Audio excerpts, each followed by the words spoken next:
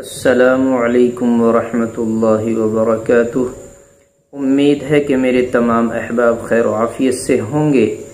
میرے عزیزوں، بزرگوں، پیاری ماں بہنیں، علامہ ابن سیرین رحمۃ اللہ علیہ خواب کی وضاحت فرماتے ہوئے یوں بیان فرماتے ہیں کہ اگر کوئی شخص خواب میں دیکھے کہ ڈکار آتی ہے، جیسا کھانا کھانے کے بعد، پیٹ بھر جانے کے بعد ڈکارنا جس کو بولتے ہیں، تو ڈکار آتی ہے، اس کو آروغ بھی بولتے ہیں۔ آروغ کے معنی ہوتے ہیں ڈکارنا۔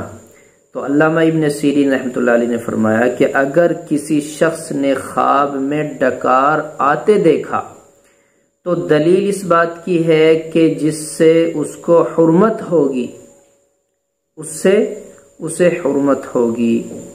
اسی طرح اگر دیکھے کہ ڈکار کے ساتھ اس کے گلے سے کھانا نکلا ہے تو دلیل ہے کہ اس کی موت قریب ہوگی۔ محمد ابن سیرین رحمۃ اللہ علیہ نے فرمایا کہ خواب میں دیکھے کہ ڈکار ترش آئی اور برا آیا ہے تو دلیل ہے کہ ایسی بات کرے گا جس سے اس کو نقصان ہوگا اور خطرہ دیکھے گا، اور اگر ڈکار دھوئیں کی طرح دیکھے جیسا کہ دیکھے تو دلیل ہے کہ بے وقت بات کہے گا اور اس سے لوگوں کو ملامت کرے گا اور اس کا انجام پشیمان ہوگا۔